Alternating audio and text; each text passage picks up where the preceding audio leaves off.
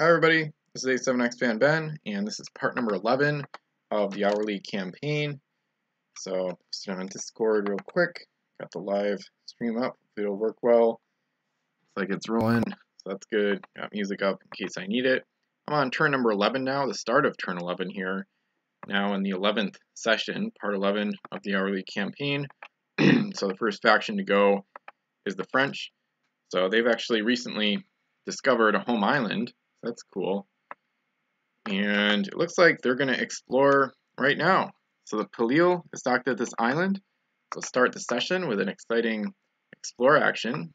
So I'll roll for the resource roll after I resolve the UTs here. So let's see what the French get. This ship has secret hold, by the way. Fake Roman sword. Oh man, bad maps. Resurrection Codex. Alright, so this one, if it sinks, ship sinks, docket fully repair its home island, then remove Neptune's figurehead from the game. I think that's a typo from Miniature Trading, I believe.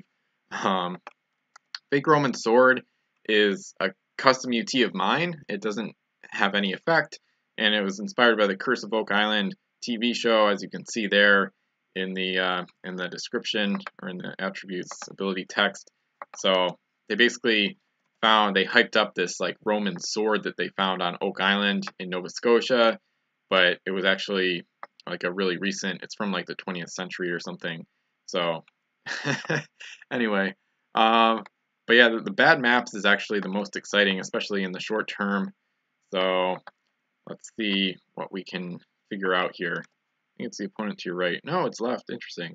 When you place bad maps face up on the ship as a free action, the opponent to your left moves the ship and the island bad maps was on 2L in any direction.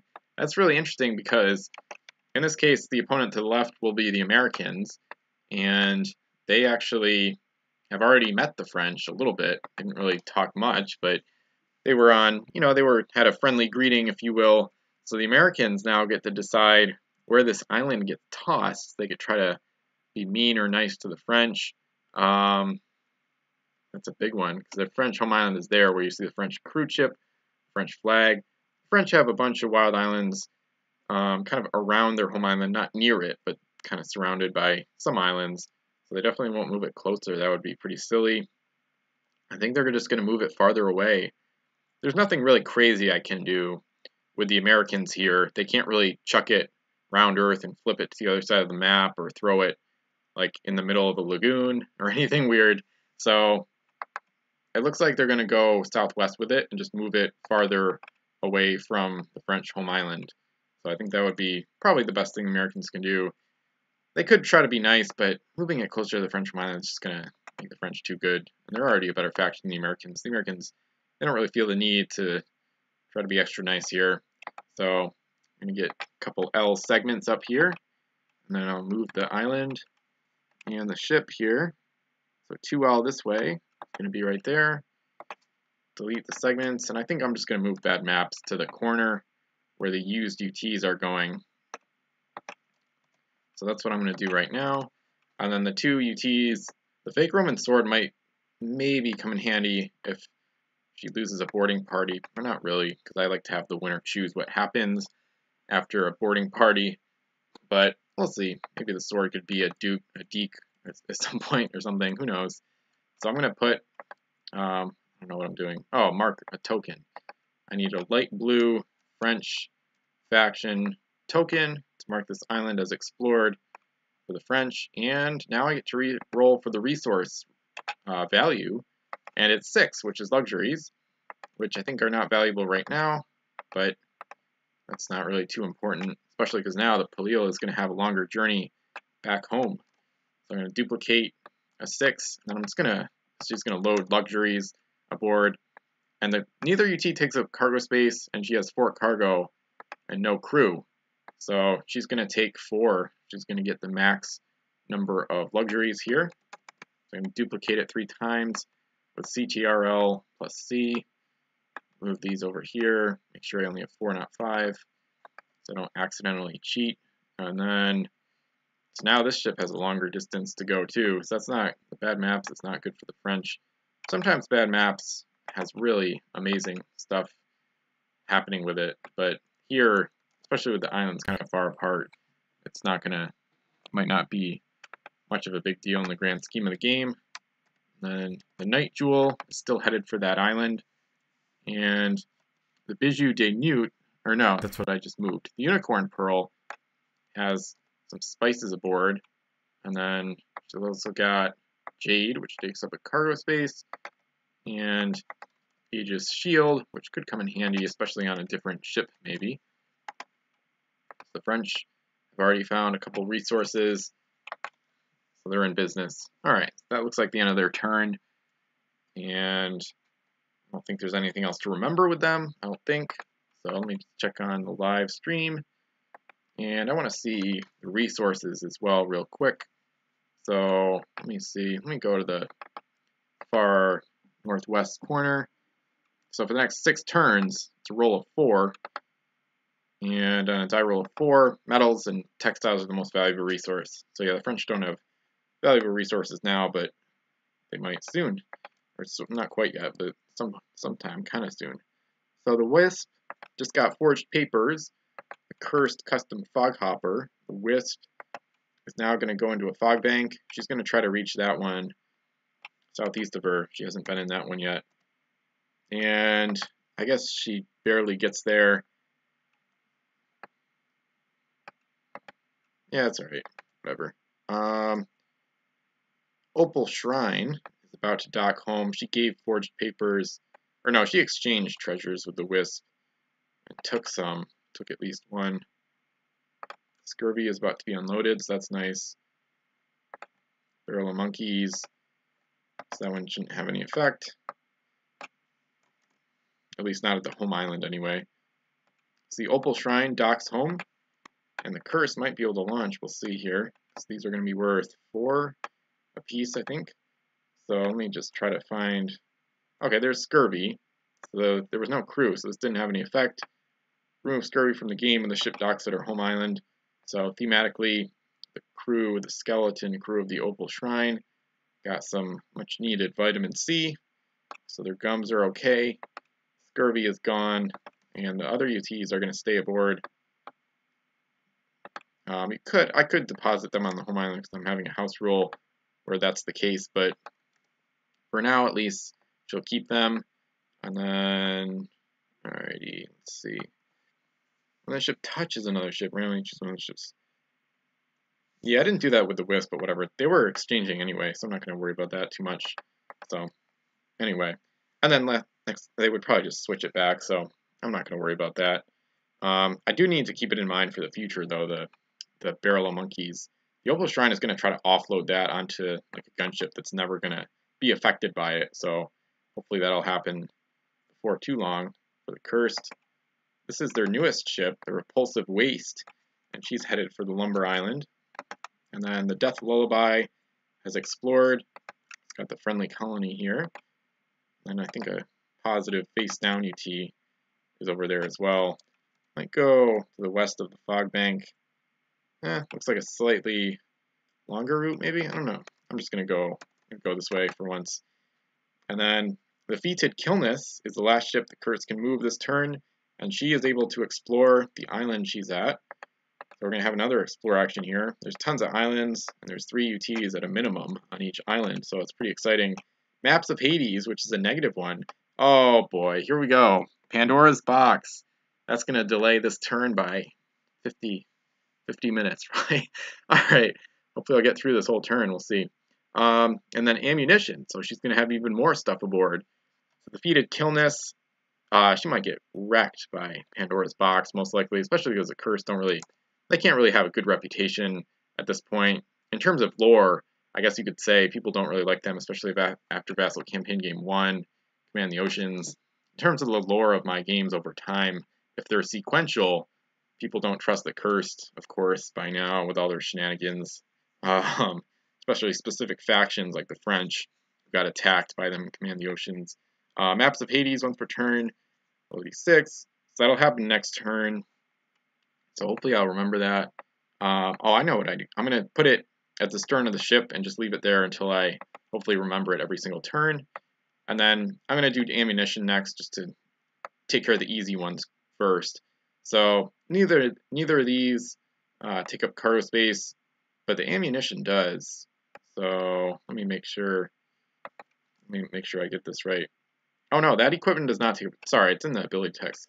Silly me. Okay, so I think it does count against the point limit of the ship.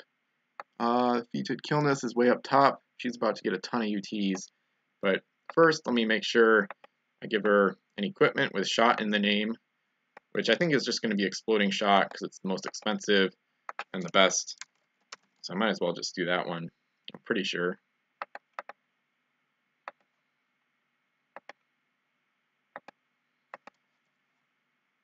So she'll get the uncommon version that doesn't eliminate itself automatically. So exploding shot normally costs 3 points. With the ammunition T, I get it for free here on defeated Killness. Alright. So defeated Killness. Alright, the ammunition, I might leave it. Assigns it to the ship. Doesn't take up cargo space. Might put the UT on top for now and just leave it there. Might have to check the pirate code for an interaction question eventually, but first I'm going to do Pandora's box. So when revealed, each player must choose and put a unique treasure from outside the game aboard this ship. And there's 10 factions, so there could be potentially up to 9 hostile UTs coming aboard the ship right now. Certainly one positive. I'm just going to go in the turn order, and I'm going to start with the Cursed because they're going right now. It's their ship. So I'm going to apply them. I guess I'll apply them in the order they get placed. So that makes the most sense. So here come the UTs. So this might take a while, of course, because I really want to optimize this and see what happens and really make it crazy. So, and I did ask Wolf about duplicating Pandora's boxes, because you could use Pandora's box to bring in other Pandora's boxes, but he said it wouldn't, I don't know, it wouldn't apply after the first one. I don't know, it's weird. I guess because the no duplicates rule applies to the ship, the UT's ability on the ship, I guess. I don't know. Anyway, the Cursed, man. So the Cursed are basically anticipating most of, or if not all of the other factions, dumping a ton of bad UTs onto the ship. So they want some kind of protection. Oh, what if they did Holy Water? That would be a genius move. Or that's enemy abilities. They could do the Aegis Shield. They should duplicate that. Oh, I think they're going to have to do that. That is way too clever. Alright.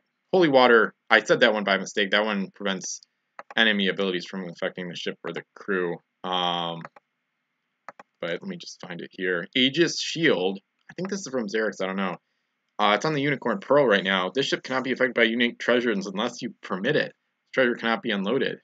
So the Aegis Shield, they're going to duplicate that, bring in one in, bring in a shield from outside the game, and they're going to put it right on the defeated Killness, and that is going to prevent any negative UTs from affecting the defeated Killness right now, which is just absolutely crazy, because now the factions don't have an incentive to try to blast the ship with powerful negative UTs. So I'm going to put the box over here. Hopefully I'll try to have space for 9 other UTs on the deck plate card. Oh, wow. So this is going to get pretty wacky. I got to think about the specific factions as well. So I think there's at least one other copy of Pandora's Box out there. So as you can see in a multiplayer game, Pandora's Box gets crazy with the more factions or players you have. So with 10, it's absolutely bonkers. There's 12 in CG4, and we just had Pandora's Box.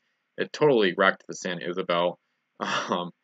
So the English are up first, so they get to place a coin, a UT on the defeated Killness.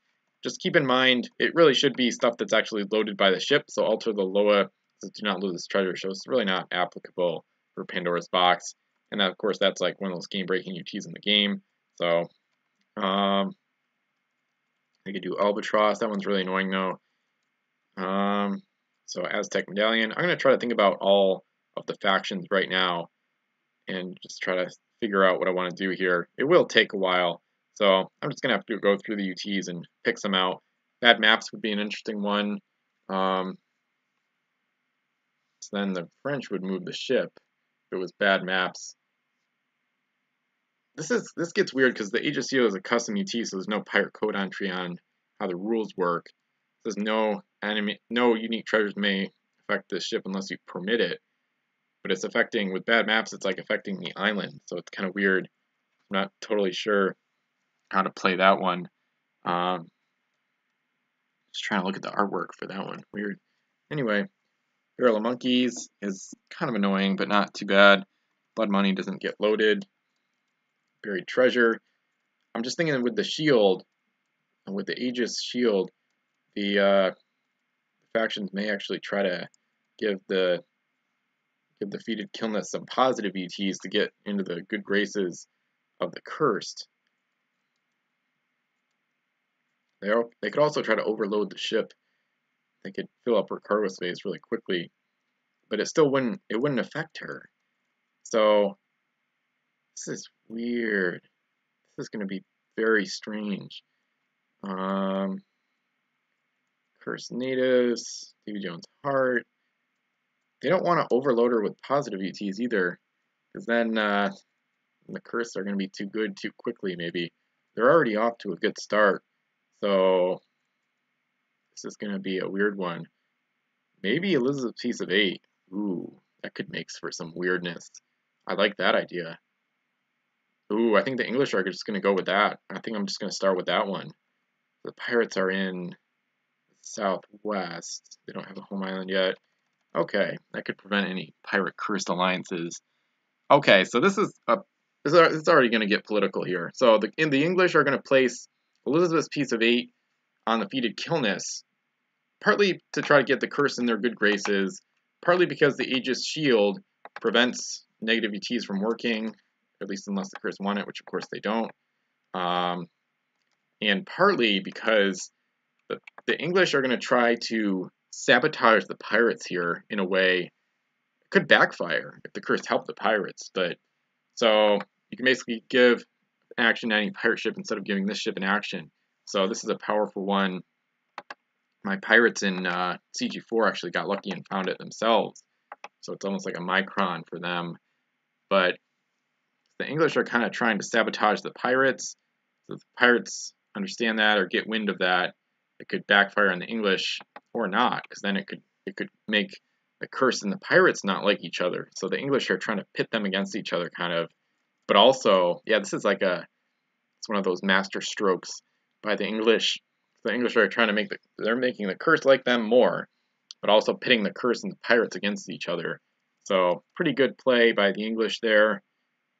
So gotta make sure I remember what I'm doing. So the Vikings are next, I'm pretty sure. Yeah. All right, so this next faction to place a UT is the Vikings.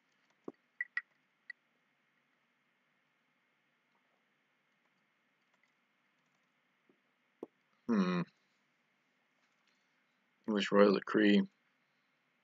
That one actually makes sense. So the French Royal Decree. Those do make sense in a way.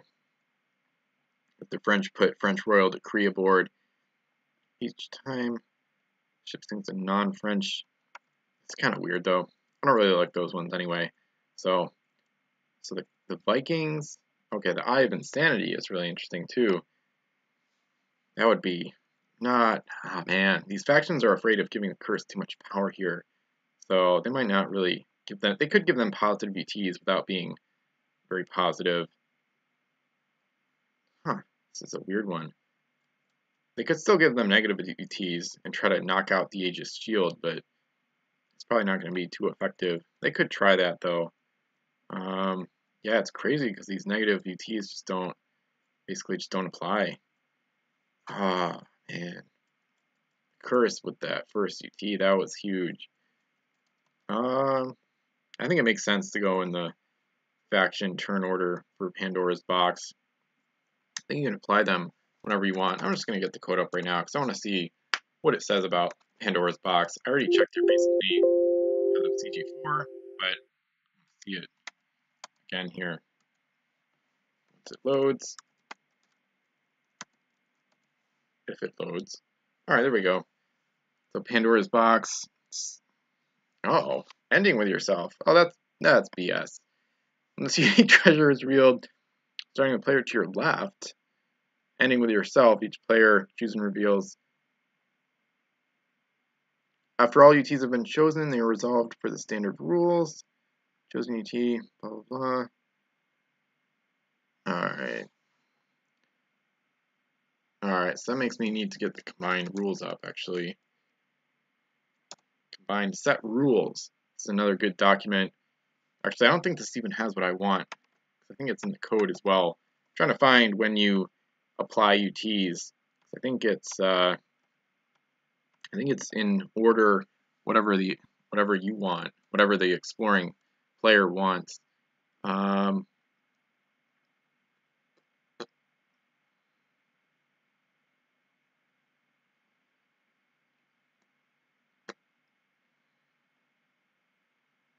Yeah, I don't see anything about it. Oh, UTs, here we go. Okay.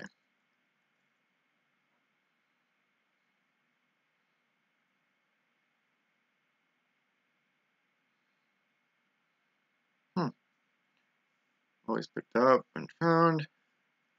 Loaded face down, transferred. Produce the gold value. UTs produce gold value must be unloaded when a ship docks to its home island. Another phase of PTs can be unloaded on the island. Specifically allows otherwise.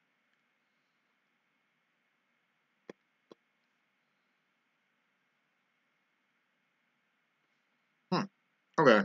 Yeah, I don't see anything about it here either. So, I don't know. I don't like that ruling about starts with your player to your left and then ends with you. I'm against that. So, I'm not going to play like that. So, I think it's a good house rule, especially because it's too crippling. It like wrecks the whole fleet if you allow all your opponents to go first. Because in a 10-player, 10-fleet game here like this one, if I have everybody else go first, then they're just going to dump a ton of negative UTs, and then, I don't know, I just don't like it. So, it would just handicap the ship no matter what. So the Vikings are still trying to, and it's a lot more interesting, because now the other faction almost have to play to the cursed liking. They almost have to play to their advantage, which I think is really unique.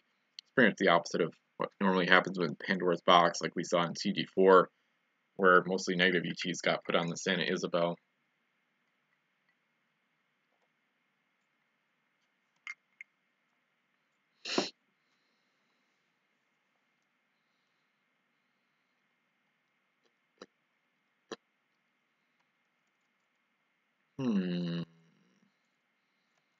Yeah, certain ones like Karmic Idol I'm definitely not using, so I just gotta make some decisions here. We'll see what happens.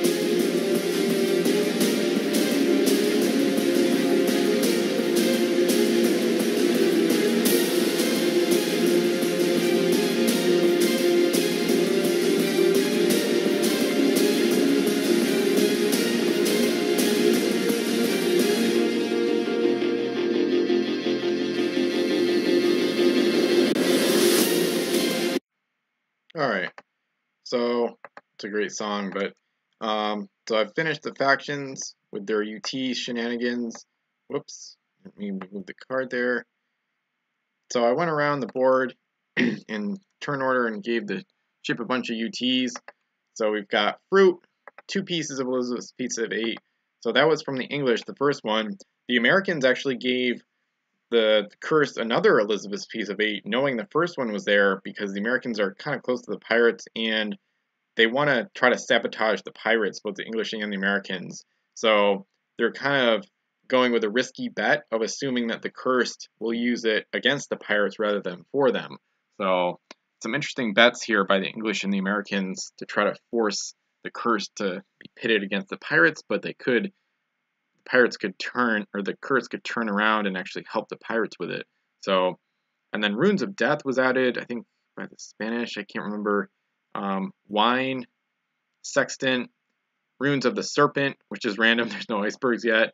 Some of the factions gave these random positive UTs to try to not have the curse be mad at them, while also not benefiting them very much. So like Wine, Sextant, Runes of the Serpent, none of those are like really positive. Protection from Davy Jones, you know, they're good, but they're not like super good UTs or anything crazy. So they're basically trying to have the cursed not benefit them too much, but also not have the curse get mad at them for putting a negative UT aboard. So, and then, but the big one here, the Spanish actually placed bad maps. So I'm going to rule that this has an effect here. Because bad maps, as we just saw, it moves the opponent to the controller's left, moves the island and the ship 2L in any direction. So since it concerns the island more than the ship itself, I'm going to have the French move this island because the Aegis shield, I don't think it should protect against that one. So, and then Maps of Hades is basically irrelevant because of the Aegis shield. So that one is also not going to be applied basically. I'm going to go put Pandora's Box in the upper left here because that one's pretty much resolved. It shouldn't affect things anymore. But the bad maps are a big one. I'm going to put that in the upper left as well because it's being resolved right now. So the French, they're not scared of the curse. They were the ones that put one of the negative UTs on the, I think they just added fruit to the defeated Killness here. I'm going to move the island bad maps is on now. 2L in any directions. The French are basically going to move it straight towards their home island to try to, and I still have to roll for the resource. It's taking a while, as I knew. But I'll still get some more stuff done as well, so that's good. So the ship and the island get moved 2L in any direction. The French choose straight towards their home island. It's about right there. And the ship barely misses the reef. And she was dragged over. I don't know, that's just weird. The reef doesn't move, so I'm not gonna worry about that right now. I'm just gonna leave it all there. So now the island is probably, looks like it's closer to the French home island than the cursed home island. And now the reef is on the cursed home island side. So the cursed are not liking the French here. They don't like the decision, but luckily for them, the Aegis shield not only prevents negative UTs like Runes of Death and Fruit from working, but it also gave them some good UTs that they could really use later in the game.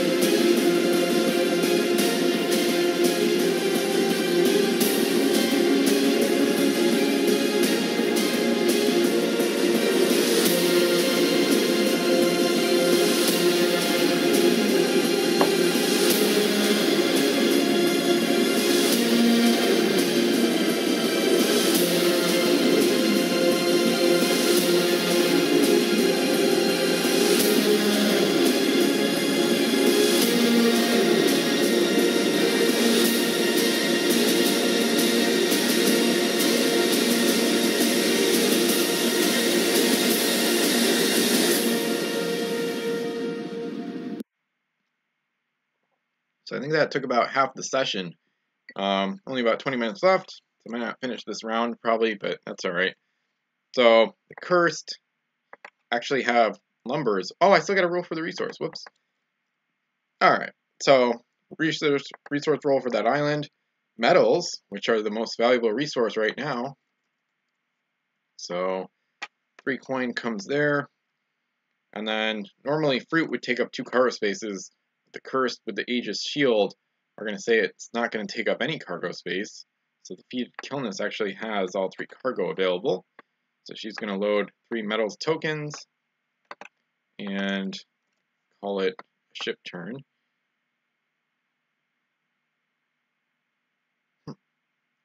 But it's not the end of their overall turn because they have lumber, which I think they're going to cash in right now. Let me just make sure I want to do that. So with a die roll of 4, lumber is also worth 4. So they're going to cash in their 3 lumber tokens, and they're going to use the 12 gold from that to launch once again. They launched recently. They're going to launch again here. Pretty much just looking to get another gold runner, or maybe 2, probably just 1. They don't have a lot of cheap ships, even with my custom set. The Nightmare would be 6, 4 with an Explorer. Would be 6 total. They got the Nightmare. That's the regular one, or the released one from Davy Jones' Curse.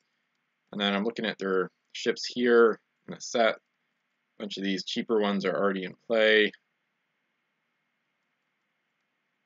But I wouldn't count on them being able to launch 2 ships here. Let's see what I can do. Man, so many of these customs are crazy. It's just funny, honestly. Spiral Chaos. Oh, it's 13 though. Hazy Wasteland. It's not going to be better than Nightmare for gold running. Dark Sun is okay. So with a Helmsman, any gold runner should have a point cost of 10 or less to be able to launch it right now. So most of these don't really apply. And that's good, because I don't want to give the curse too many good gold runners in my custom set here. Better to keep things balanced and not have them be too good of a faction.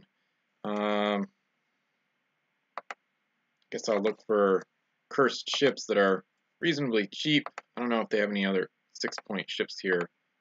Let's see, do ship, and then I'm gonna go 4 points first, and I'll try 5 and 6. They don't have any 3-point ships. I've got Return to Savage Shores up here too, but I don't think they have any super cheap stuff from that set. Doesn't look like it right now, at least. Gotta refresh my memory. They got Squawluck in that set, but she's 13, so she's 1 point more than they have to spend. Delete that tab there. The Nightmare. Alright, so this one is pretty much getting launched. Alright, I'm gonna get this up in a new tab and then check on curse ships that cost 5 or 6. If there are any. I don't think there are. There might be one at 6, I don't know. I know the what's it called? Lowest Justice is 9, so I don't really want to try that one. Okay, Lizard Sting. I think they're going to launch that one in the Nightmare. I think that'll be good enough. Yeah, that way they get 2 ships for 12 gold and 5 total cargo. The Lizard Sting will be slow, but that's alright. Yeah, they want to get 2 ships out there. There's not many. Oh, they could get the Grinder for 12, but I don't know about that. That'd be 4 cargo spaces moving S+L, but only 1 ship.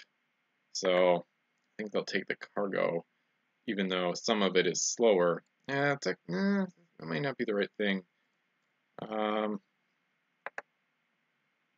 Yeah, I think they're going to get more ships. Yeah, they're going to get 2 ships. That's fine. Not every not every launch is going to be necessarily completely optimized, especially because it's a solo game. I'm still going to play the factions, try to play them as best I can. But in this case, I think going with 2 ships for the 5 total cargo is still a good idea. So Lizard Sting and the Nightmare will come into play here. And then I'll finally move on to the English after an extremely long turn from the Cursed. Whoops, so they're faction number 3. Put the music back on, at least until the end of the faction turn.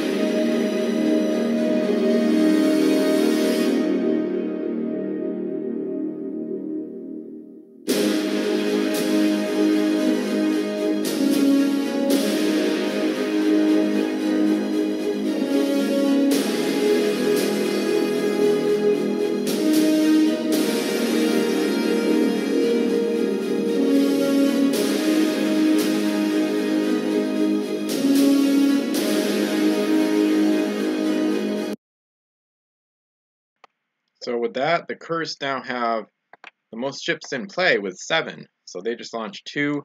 They've got 7 ships now. And I'm finally moving on to the English with the King's Cove. And this one has a couple UTs aboard. I'm going to peek at real quick. Barbary Banner and the Fountain of Gold, which I'm going to keep track of. Alrighty. Yeah, she'll have to make a decision on that one very soon. But she still has her Explorer aboard. So 3S instead of 4. And then down here to the southwest, the King's Heart has some UTs as well as some spices. It's got Rats, Letter of Marque, and Knights of Malta Banner. So she's going to roll for her built-in SAT. And she gets it. Very nice. This is a schooner, my custom set. Of course, Pirates of the Epic Seas. Looks like she'll barely have to move it all to get through the Sargassos, which is nice. So she threads the needle there. And she'll be home next turn. That's nice. Patagonia, she's a little too wide for the Sargassos, I think. So she's going to slowly head home the same way she came. And that's the English turn. Just move actions way faster than the Curse turn. Vikings have some action here. The Frost is going to dock home her spices here. But they're only worth, I'm trying to think, they're probably only worth 2 gold apiece right now. So they're not going to cash them in and spend anything here. Got an abandoned shipwright. That just marks their home island. And then I do need to use a token. Whoops, that didn't work. Okay, let me get a token up on the island. Actually, I think Adrift's reset it. I'm not gonna. I think it is supposed to be unexplored because that Adrift, that custom Adrift UT, I think it reset that island. I'm pretty sure that's what it looks like at least. So, oh, wet gunpowder. Okay, so she'll stay home next turn. I'm gonna put that UT at the stern of the ship to remember Runes of Destruction. That won't come into play anytime soon. I think I'm gonna keep it. Oh, I'll keep it face down. That's all right. At least for now. Might put some face down UTs face up just because I'm a solo game and it's easier to look at. And the Khartoum has Runes of Wealth and Dead Man's Chest from Ocean's Edge. So neither of those apply right now. She has a helmsman and oarsman, and now she's headed towards this island as well. The Dutch are also headed towards. Alright, speaking of the Dutch, they're up next. Oh, they get to find a home island. Yay! Alright, so the Dutch explore, and that makes this their home island. So that's really exciting for the Dutch. So they put their crew ship there, and the ship to do the deed is the Sardom. 3 cargo, plus 1 gold ability. 8 points, SSS move. It's a good little gold ship. And open the locker to look at the coins. The UTs on their home island are Abandoned Explorer, Abandoned Helmsman, and Fruit. Alright, that's fine. A little boring, but that's totally fine. So, it does, that's not good for the Sardom though. So Fruit's loaded face up, so she has to take it, and it takes up 2 cargo spaces and can't be unloaded. So the Sardom is basically stuck with only 1 cargo for now. So that's too bad. What she might do is be a scout ship. She might go explore islands on her own.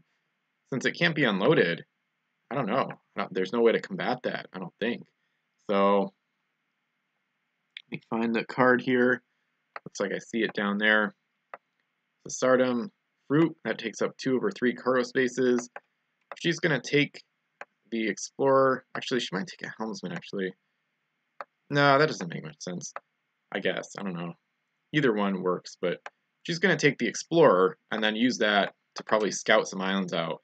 So now her cargo hold is already full, but she can still look at UTs on islands for the rest of her fleet, which could be useful. And then the Helmsman's going to stay there. The Brayak sees the island. No resource roll, of course. This one has 3 cargo. She's got an Explorer aboard, or a Helmsman aboard, I should say. So in that case, she's going to continue going somewhere. Probably north, maybe. They've already got ships to the northeast, the east, and the south a bit. They've got 5 ships. They had the most in a starting fleet. So yeah, the Brayek is going to head north towards that island up there. Yeah, the Dutch are going to be doing a lot of exploring in the short term. They just got their home island. This ship is headed towards this island with Sargasso Seas around most of it, so she's going to explore that island, or at least she should be able to. And then the ship is making all speed towards this island, the Rieschger, and then the Zeewitch here is going to dock at this shipwreck. So this is the first shipwreck to be docked at.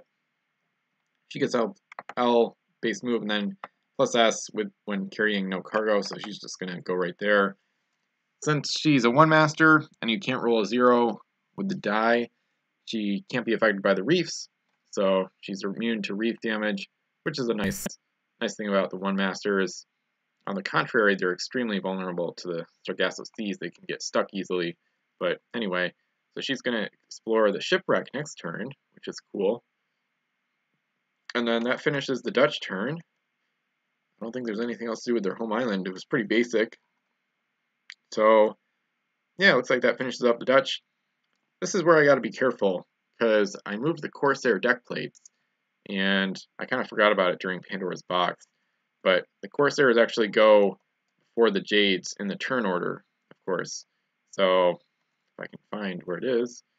Yeah, so the Corsairs are ahead of the Jades. I just have to remember that.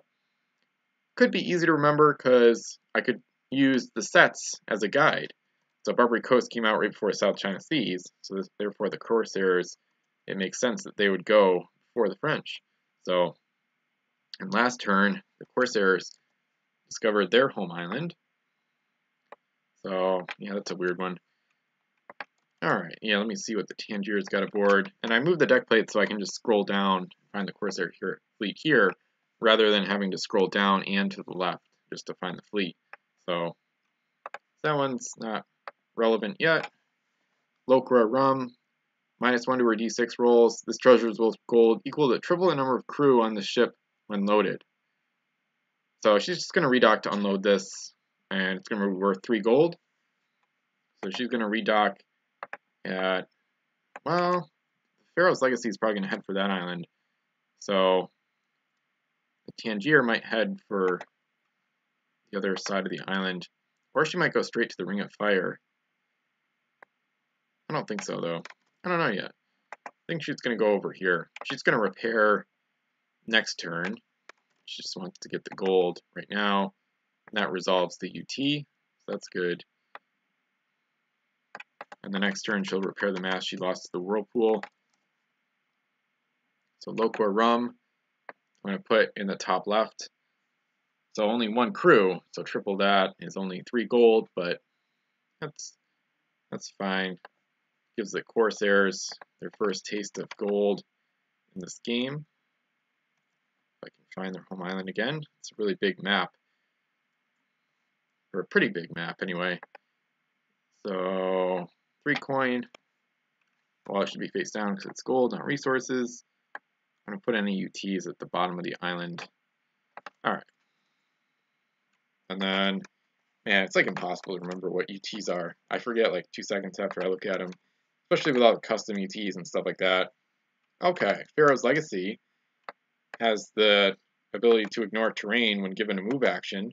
So she's just going to kind of ghost through the fog bank here and head straight for that island northwest of her, which the Americans are approaching as well. So that could actually get a little weird, especially if the Americans make it their home island, which they probably don't want to, but they might, though. We'll see. Yeah, it's going to be tough. The Americans and the Pirates are the 2 factions struggling most to find a home island. Maybe they're the only 2 factions without one, actually, now that I think about it. That sounds about right. I think that is right. Anyway, so I've got only about 3-4 minutes left. Let me see. Alright, so the Jades are next. I have to start looking at the turn order. Make sure I get it right. The Jades are pretty much just sailing along, so should be able to get to the Spanish at least, or get through the Spanish. Oh, this ship. Does she have the Frond of Saga still aboard, I think? I think she rolled a 3 or a 4 last time. Oh, Marksman's Map. I gotta do that too. The Sea Panda is looking at stuff. I already looked at that whole island. That's what I've got up here. So I already know what the Tiger Lily to the south is going to find. And it includes Lost, which is really big. Might even use that for trade currents. We'll see. And then, okay. So the Jades are going to look at some other island now. They want to anticipate what islands have bad UTs. So they don't want the Sea Panda to get plagued, for example. So they are going to start scouting this island here. Nemo's Plans, that's a big one. Nice. So now the Sea Panda wants to explore that island even more. Alright, that takes care of Marksman's Map. Frond of Saga is being used right now. So on a 5 or 6, Sea Panda will get plus LL to her base move. So I'm going to roll for that right now. Oh, she loses it. Alright, on a result of 1 or 2, place this treasure face down on the nearest wild island, which is the one she's going for. Pretty sure. Yeah, it definitely looks like it. That's their home island. To the south is the Sea Panda. So the Frond is going to go up here. So she won't get to the island this turn without that bonus, but she's got some nice positive UTs, at least 2, waiting for her next turn when she can explore it. River Crystal is headed in the same direction. She really needs a helmsman at some point, but oh well. Plus that's her base move when she's within S of an island or land, which is not the case right now. So she's stuck just moving S+S until she gets a hold of a helmsman, hopefully pretty soon. She might even swap one with the Sea Panda, depending on what UTs are found on that wild island. Tiger Lily will find but not explore that island next turn that has Lost on it, as I found out with Marksman's Map. Yeah, Sea Panda does have an explorer. Tiger Lily, I think she's basic. She just has the turtle ship keyword. Yep, 3 cargo. River Crystal has junk, of course. And then that extra ability. And then she has 5 S cannons. Okay. For 9 points. 4 cargo, though, so that's good. Alright, I think that's it. No, I got a minute. Alright, let's go with Spanish. I don't want to have any sessions under an hour. Well, I might sometime, but not right now. Unless this is complicated. I don't know if this is going to be a complicated turn. It might be. Okay. 10 gold from Sunken Treasure. Hang on a minute. The Hoya Briante is going to dock home. Alright, I'm not going to play this turn because the Hoya Briante has textiles and they're worth 5 apiece. And with 10 gold, the Spanish would definitely launch. So I'm actually not going to play this turn because it's going to take probably at least 5 minutes. And as the clock shows, I'm basically at an hour. So I'm going to save the game here in a moment. So this was part 11 of the Hour League campaign. Thanks again for watching. I'll be back again.